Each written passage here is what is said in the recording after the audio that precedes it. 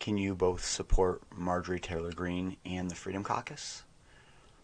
The short answer is yes. It's complex. However, all things point to Marjorie Taylor Greene voted out of the Freedom Caucus. There are two reasons for this. The one that sticks out is Marjorie Taylor Greene calling Congressman Boehm a bitch.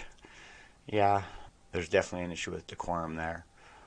However, it seems like the Freedom Caucus has an underlining reason that Marjorie Taylor Greene has been supporting Speaker of the House McCarthy. And McCarthy has pretty much been a politician. He keeps being two-sided. The Freedom Caucus is principled to a default. Now, Marjorie Taylor Greene claims that Boehm's impeachment papers were very identical to hers. And with that, she obviously felt some intellectual property theft, and she lost her control. We're all emotional. We're all trying to stay rational while being triggered, and this obviously really upset her. The Freedom Caucus probably wants Taylor Greene to stay with them, but volatility is very dangerous. The Freedom Caucus does not have a massive majority in the Republican House. It's just that the Republican House has a majority, and they have a good chunk. It's one of the biggest reasons we need to vote them in, and you'll find a link to donate to the Freedom Caucus in the description. Surprisingly, MSNBC has one of the most non-biased views about this. You do have to ignore the ultra-conservative language. They just don't know any other way to actually describe Americans who are patriots and not servants to their federal government. So let's not hold that against them. Let's jump into it.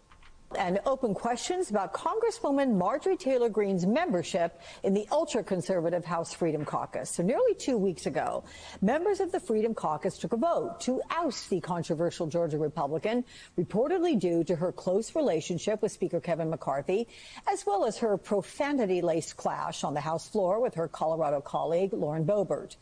But here's the thing. We still don't know the outcome of that vote, and the usually outspoken Greene is staying silent. Let's go to NBC's Capitol Hill, Ali Vitale correspondent. I want to know, do you know anything about this? Do you have the scoop? I mean, what's the latest on this infighting? Yeah, look, this is not a normally quiet group of people. Typically, you talk to any of the members of the Freedom Caucus, and they are willing to dish on the Hill news of the day. But in this instance, as they were leaving town for a 2-week recess, it appears that they did take a vote to oust Marjorie Taylor Greene from within their Freedom Caucus ranks. But it's unclear that they actually had the quorum, the numbers that they would have needed to do that. In atypical fashion, Greene is being silent, as you mentioned.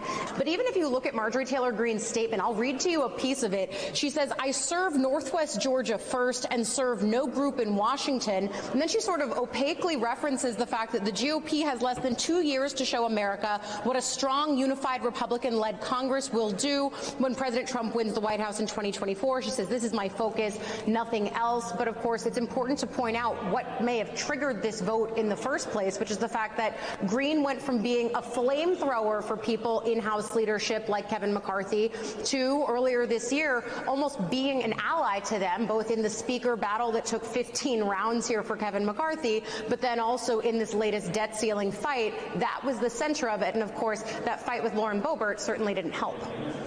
Ali Vitale, thank you for that. Obviously, watching people's behaviors change is a sign of something. When the Freedom Caucus loves to be outspoken and Marjorie Taylor Greene agrees, and all of a sudden they're both silent on this, that speaks volumes. I think it may be Marjorie Taylor Greene agrees that she doesn't want to be in the Freedom Caucus anymore, however, totally agrees with their mission, and everyone in the Freedom Caucus concurs. And the best way to not talk negative about someone you still agree with but can no longer work with is to stay silent. If you have nothing nice to say nothing at all. I think most times Marjorie Taylor Greene and the Freedom Caucus are going to be on the same page because they actually agree in many of the same things. Marjorie Taylor Greene is acting in a way that she believes is going to be most successful, and the Freedom Caucus as a unit see that right now she is a little too volatile to be on their group. If you love the Freedom Caucus, don't hate Marjorie Taylor Greene. And if you voted for Marjorie Taylor Greene and now feel like the Freedom Caucus has disowned her, that's not fruitful. You can support both. They're both actually incredibly in alignment. I'll keep supporting Marjorie Taylor Greene until I see her starting to raise debt, reduce freedoms, all the things that the Freedom Caucus is against. She doesn't seem to be against them. just doesn't line up with them currently. And that's going to happen. That is part of freedom. It's voluntary. We don't want to force it on you. We just won't let you force authoritarianism on us.